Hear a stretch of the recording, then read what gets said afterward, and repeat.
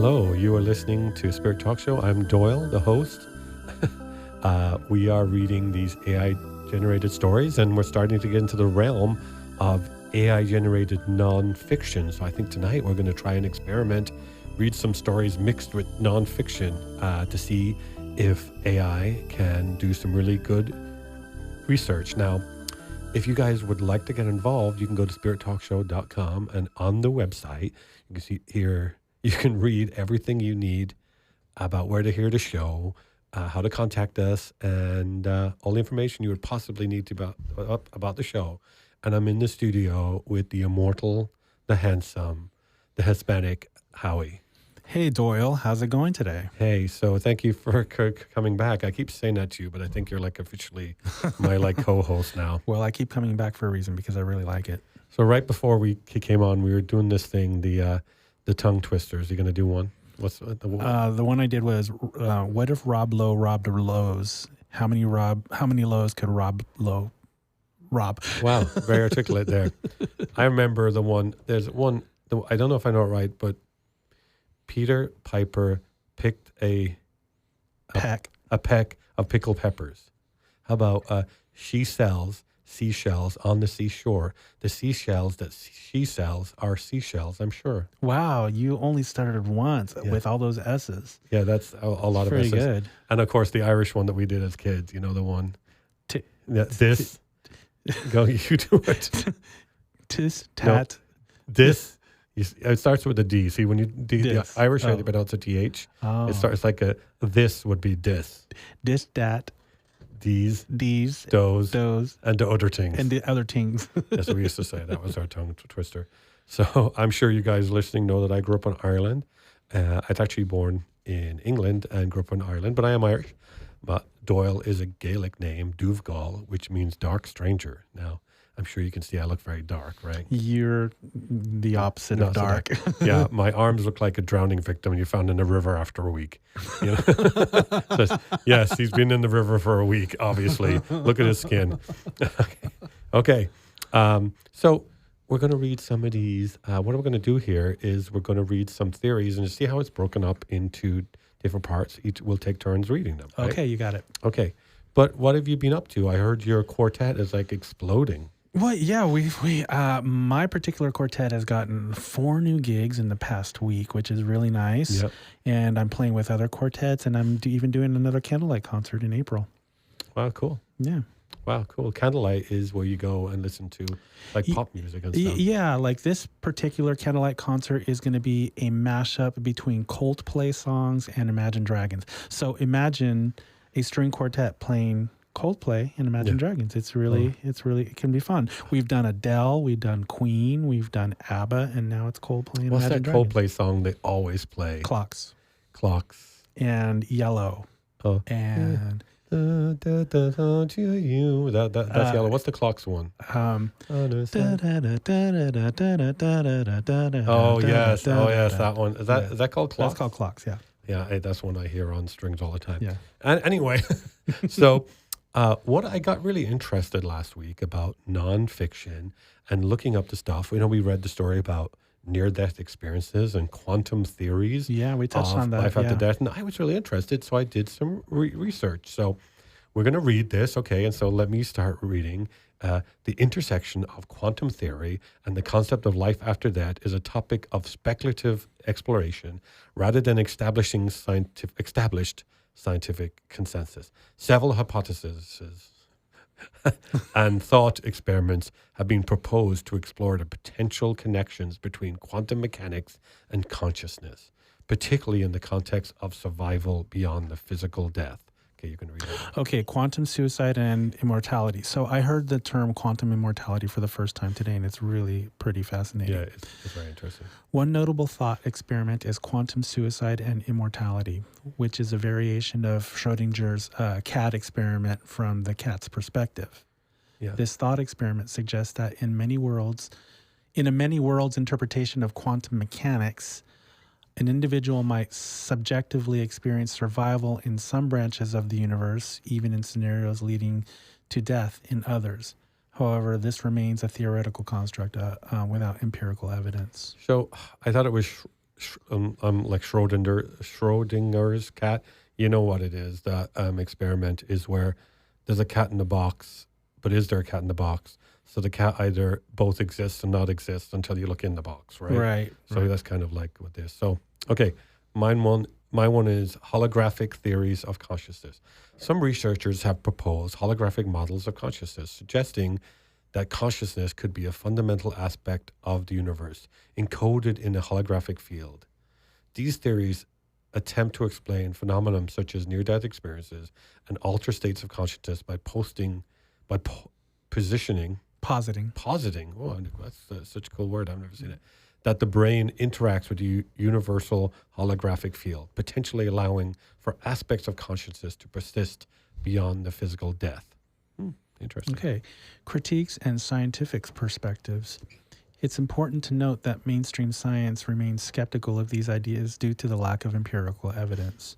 Physicist Sean M. Carroll, for instance, he argues that the idea of a soul or consciousness existing independently of the physical body is incompatible with quantum field theory, as no evidence supports the existence of quote-unquote spirit particles or forces interacting with our regular atoms. In summary, while quantum theory has inspired various speculative ideas about consciousness and the possibility of life after death, these remain theoretical and are not supported by empirical scientific evidence. The scientific community continues to explore the nature of consciousness, but as of now, there is no substantiated link between quantum mechanics and the afterlife.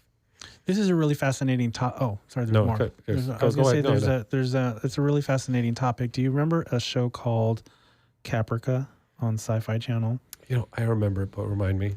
Okay, so it's this girl whose consciousness goes into a Cylon robot.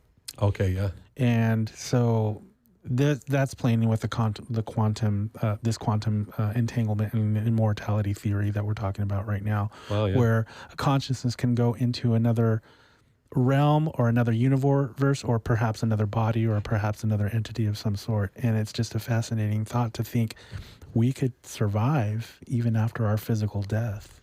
Well, yeah, I know that there are things that have great power inside us that we haven't identified with science. So I'm not fazed by the fact that it says there's no scientific evidence for it, and I don't think that really is this, like, that's something that concerns me too much. Okay, so do you want to read your story next? Sure, why not? So I'll let you read your story, and I'm going to let you. Do you want me to scroll it? Or I can scroll it. Yeah, okay. I'm gonna turn it. So this is your story that's related to quantum physics and the thing we were talking about, right? Okay, quantum immortality, a tale of the unyielding path. In a world where science and philosophy often collided in the search for truth, few dared to venture into the realms of what lay beyond the grasp of comprehension. Ethan King, a brilliant but disillusioned young man, had always been drawn to the mysteries of life and death. A prodigy in the field of quantum mechanics, he had spent years studying the paradoxes and theoretical frameworks that governed the universe. But there was always one question that haunted him more than any other. Is there an afterlife, or do we simply cease to exist? His obsession grew after the sudden and inexplicable death of his father, a man Ethan had admired above all others. The void that followed was suffocating. Ethan buried himself in his work, hoping to find an answer that would give him peace, an answer that would somehow nullify the pain. It was during this time, in the depths of his research, that he encountered the work of Hugh Everett, a theoretical physicist who proposed the many worlds interpretation, also known as MWI, of quantum mechanics. In the MWI, Everett posited that every possible outcome of a quantum event occurs, but in a separate branching universe. If this theory was correct, then somewhere in another branch of reality, there was a version of Ethan that never lost his father, and a version that never even existed, where he never existed at all. It was a seductive thought, but it was the implications of the theory that gripped Ethan's imagination. What if death was not the end? What if we simply shifted into another reality where we continue to exist? He dove deeper into his research, crafting experiments based on Everett's theory. His work became increasingly radical, fueled by his need to prove the existence of quantum immortality, a phenomenon where the observer would never die because in every reality where they faced death, they would simply transition to another world where they survived. For years, Ethan lived a double life. By day, he was a rising star in the scientific community, giving lectures and publishing papers on quantum mechanics. But by night, he worked in secret. He set up elaborate experiments designed to test the boundaries of death, using increasingly dangerous scenarios. The thrill of staring down mortality and surviving each time was an intoxicating rush. The experiment that would change everything took place on a cold, desolate evening in his lab. Ethan had constructed a quantum device, one that could theoretically harness the very power of the multiverse. He designed it to place him in near-death situations, each one calculated to trigger a quantum collapse. The idea was simple. If quantum immortality was real, his consciousness would shift to another reality where he survived, therefore escaping death. For the first test, Ethan set up the device to activate while he stood in front of an oncoming speeding car, one of the most certain forms of death he could think of. His heart pounded as the car barreled toward him. At the precise moment of impact, the device activated. The world around him blurred, and he felt himself fall into an endless chasm of shifting lights and fragmented images. When his eyes opened again, he was laying on the pavement untouched, while the car had passed through him. Just as it had in another world, a version where he had not stepped into the path of the vehicle, he realized with a mix of awe and terror that he had in fact survived. But something felt different. The world was subtly altered. The air was crisper, the colors more vibrant. The people on the streets seemed vaguely unfamiliar, yet familiar enough to make him question his own sanity. But he was alive. That was all that mattered. Days turned into weeks, and Ethan repeated the experiment several times, each more dangerous than the last. He tested his survival through lethal doses of poison, electrocution, falling from great heights. Each time he shifted to another version of reality where death had been avoided. However, with each jump, the worlds around him became more distorted and more alien. He began to feel as if he were no longer part of the same linear progression of time. The edges of his memories blurred. The faces of people he once knew faded into shadows. He was losing track of what world he truly belonged to. His own sense of identity began to erode. He realized that quantum immortality didn't just mean survival. It meant forever existing in a state of flux, never truly belonging anywhere. One night, after a particularly harrowing experiment, Ethan awoke to find himself in a world completely unfamiliar. The sky was a sickly shade of green, and the buildings had strange, angular designs. As he wandered through the streets, he realized that no one seemed to recognize him. He spoke to people, but their responses were mechanical, like they were reading from a script. The world around him felt wrong. There was no warmth, no life. It was as if his reality was a hollow echo of the ones he had known. Suddenly, he saw a figure in the distance. It was his father. Ethan's heart skipped a beat as he rushed toward the man, his mind racing with excitement and fear. Was it really his father? He had somehow found a version of reality where his father was still alive? When he reached the man, his father looked up and a strange, cold smile crept out onto his face. Ethan, you shouldn't be here. You don't belong. Before Ethan could respond, the world around him began to crumble. The buildings warped and twisted, and the sky cracked open like glass. He tried to run, but the ground gave way beneath him. He fell into the abyss, and as he fell, he realized something terrifying. His immortality had led him to a place of eternal loneliness. There was no peace, no release. He was trapped in an infinite cycle of surviving death, but in each reality, he lost a little more of himself. Oh, wow. Fun story. Ethan's mind began to fracture, his consciousness splinting across an infinite number of universes. He had become an anomaly, a being caught between worlds, no longer truly human, no longer truly alive, yet never able to die. In his final moments of clarity, he understood the truth. Quantum immortality was not a gift. It was a curse. And as the final pieces of his identity showered into the cold, indifferent expanse of the multiverse, Ethan King, forever lost between the infinite branches of reality, knew one thing for sure. Death was not the end.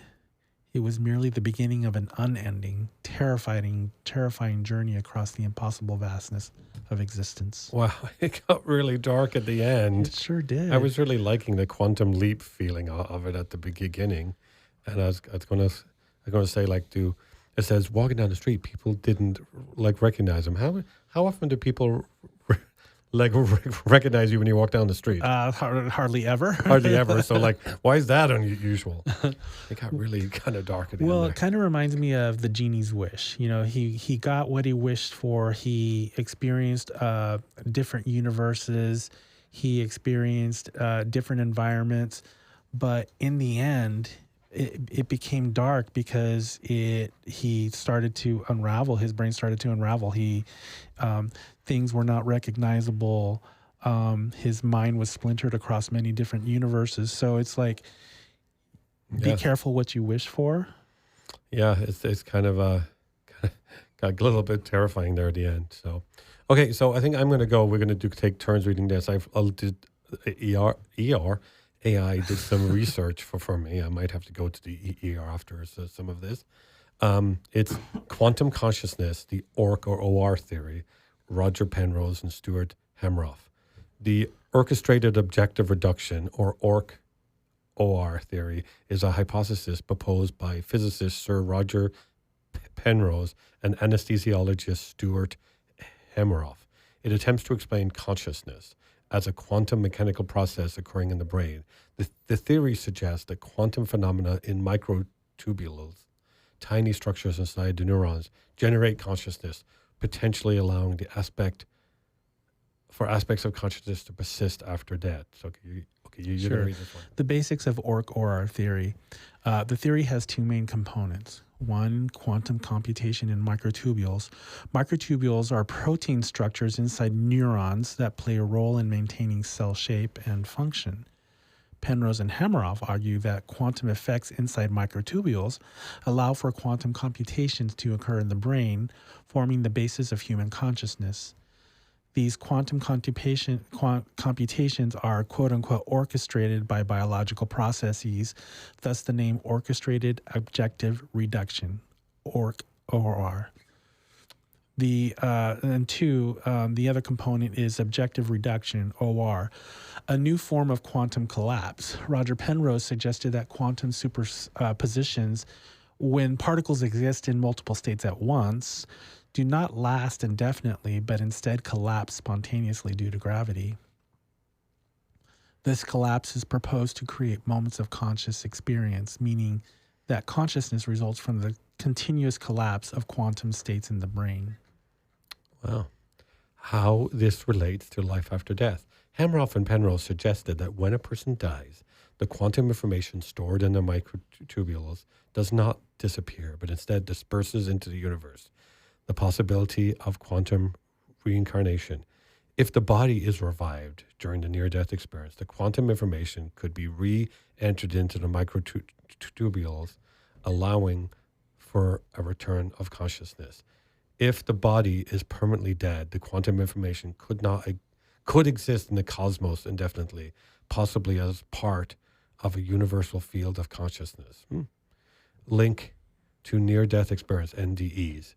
Some NDEs account describe the feeling of unity, light, and out-of-body experience. Hameroff has suggested that these experiences might be explained by quantum information leaving the brain and entering the non-local state, possibly interacting with the fundamental fabric of the universe. Here's some evidence and some criticism. Supportive aspects. The brain does exhibit quantum effects, e.g. quantum coherence in photosynthesis and enzymes. Consciousness remains one of the biggest mysteries in science, and Orch-OR offers a novel explanation. Here's some scientific criticism. Brain temperature problem. Many scientists argue that the brain is too warm and noisy for quantum coherence to last long enough to influence cognition. No direct experimental evidence. There is no clear proof that quantum processes in microtubules generate consciousness. And alternative theories, most Neuroscientists support classical non-quantum explanations of consciousness, such as neural networks and emergent phenomena. The big question, is this theory plausible? The Orch theory has not been proven, but it remains an intriguing hypothesis. Some key takeaways. It challenges the mainstream neuroscience, suggesting consciousness is not just a byproduct of the neural activity by something deeper, potentially tied to the universe itself. If true, it could prove that a scientific explanation for near-death experiences and consciousness surviving death. This is something against, I guess. Most neurosurgeons remain skeptical, as the theory has not been empirically verified. And some final thoughts are the Orch-OR theory provides a fascinating bridge between quantum physics, consciousness, and the possibility of an afterlife. While it remains highly speculative, it has opened doors to new ways of thinking about the nature of consciousness. Okay. Wow. I mean, that was actually really quite cool. I mean, what do you think about that, Howie? It always reminds me of like shows like Star Trek, where like somebody dies and then you see this glowing ball come out of their brain and into the universe. And that kind of stuff fascinates me, because what if our consciousness is a ball of energy that needs to go somewhere, that needs to go somewhere to exist, to reincarnate, to... Well, what this is saying is that our consciousness is that energy within those microtubules. And when you have the near-death experience, it says the non-local state. That's referring to the consciousness of the universe. It's saying that the universe has a type of universal consciousness, which is, we presume consciousness is something inside our brain, but it could be something inside the structures of the universe too. And if it is, then we could go back and join that. Interesting. I mean, life after death. So, cool. Wow, that was really cool. I wanted to... well, I'm sorry. I'm going to go back to... So this kind of life after death, it's not just what, say, religion says. Yeah. Going to heaven, or it could be cohabitating in the universe. It could be... there are different ways to look at life after death, and I think this is what they're trying to say. And it's not necessarily saying that a religious point of view is wrong. It's just saying that there's probably another way for life after death other than heaven. Well, I think it doesn't say that they're not wrong. I think it's saying that all this is talking about is that your consciousness continues after death. And that does allow for room for the whole God, religion, Buddha world, because all this is talking about is you make a step. There is some step you make over. It's not talking about where you go and what's there afterwards. It just, so it does leave room for Jesus and God and all that stuff.